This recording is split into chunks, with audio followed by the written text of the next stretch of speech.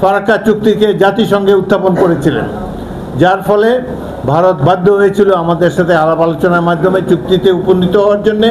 এবং 1977 সালের Ganges water ট্রিটি একমাত্র ট্রিটি যেটাতে গ্যারান্টি ক্লজ ছিল, বাংলাদেশ কতটুকু পানি পাবে তার নিশ্চয়তা ছিল।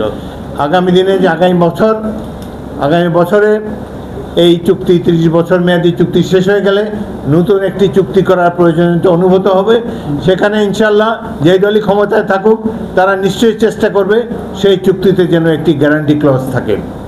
বাংলাদেশের পানির প্রাপ্যতা যেখানে নিশ্চিত হবে, গজলডোবা পয়েন্টে এখন যে চুক্তি আছে, গজলডোবা পয়েন্টে যেটুকু পানি আছে সেটার ভাগাভাগি হয়, সেখানে অনেক কম পানি পাই আমরা। এবং সময় গেছে, প্রেসিডেন্টের সাথে সময় 7 বছর কোনো চুক্তিই ছিল না। চুক্তি না থাকলে তো আর পানি পাওয়া যায় না, তারা ইচ্ছা মতো মানে ইউনিল্যাটারালি পানি উইথড্র করে নিয়ে যায়, বাংলাদেশে পানি আসে না। সুতরাং আমাদেরও এই পানির ক্ষেত্রে উপযুক্ত নজর দিতে হবে। সরকারের ভবিষ্যতের সরকারগুলো এখানে তাদের একাগ্রতা, নিষ্ঠা, যোগ্যতা, দক্ষতা দিয়ে আমাদের এই যে পানি সম্পদকে সংরক্ষণ করতে হবে এবং পানির প্রাপ্যতা নিশ্চিত করতে হবে। যে সব কিছু তো নিয়ামক শক্তি হলো রাজনীতি বর্তমান বিশ্বে। বাংলাদেশে একটি অন্তর্বর্তীকালীন সরকার 1 বছর পার করেছে, আমি তো একটা সংস্কারও দেখিনি। এখন রোজ সংস্কার, টেলিভিশন খুললেই সংস্কার। এই 1 বছরে তো কোনো সংস্কার হলো না। তো সংস্কার উদ্যোক্তারা কি সংস্কার করেছেন?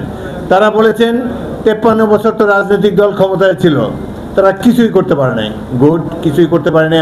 আপনারা তো 1 বছর ছিলেন, কোনো একটা সংস্কার তো শুরুই করতে পারেন নাই, কেবল আলাপ আলোচনা। এতে প্রমাণিত হয়, ভালো হোক মন্দ হোক, জনগণের নির্বাচিত সরকারই পারে একমাত্র জনগণের সমস্যার সমাধান করতে, যে কোনো সমস্যা নয়। এটা বোঝার মতো সময় আপনাদের থাকতে হবে। রাজনৈতিক দলে ভুলভ্রান্তি থাকতে পারে, বাট 1971 মহান মুক্তিযুদ্ধ সংগঠিত হয়েছিল গণতন্ত্র প্রতিষ্ঠার জন্যে। সেই গণতন্ত্রকে তারা হত্যা করেছে 75 সালে একদলীয় শাসন ব্যবস্থার মাধ্যমে। তারপরেও সেই গণতন্ত্র, যে গণতন্ত্রের জন্য এত মানুষ আমরা জীবন দিয়েছি, আমি নিজেও যুদ্ধে আহত হয়েছিলাম, 71 সেই গৌরবময় সংগ্রাম যুগ যুগ ধরে আমাদেরকে অনুপ্রাণিত করবে। কিন্তু রাজনৈতিক দলগুলো ক্ষমতায় এসে বিট্রে করে জনগণের সাথে। আমরা এই অবস্থার অবসান চাই। আগামী দিনগুলোতে যাতে গণতন্ত্র আরও দৃঢ়ভাবে প্রতিষ্ঠিত হয় বাংলাদেশের মাটিতে, সেটাই আমরা দেখতে চাই। তাহলে পানি সম্পদ সহ সকল সমস্যার সমাধান আমরা ইনশাল্লাহ করতে পারবো।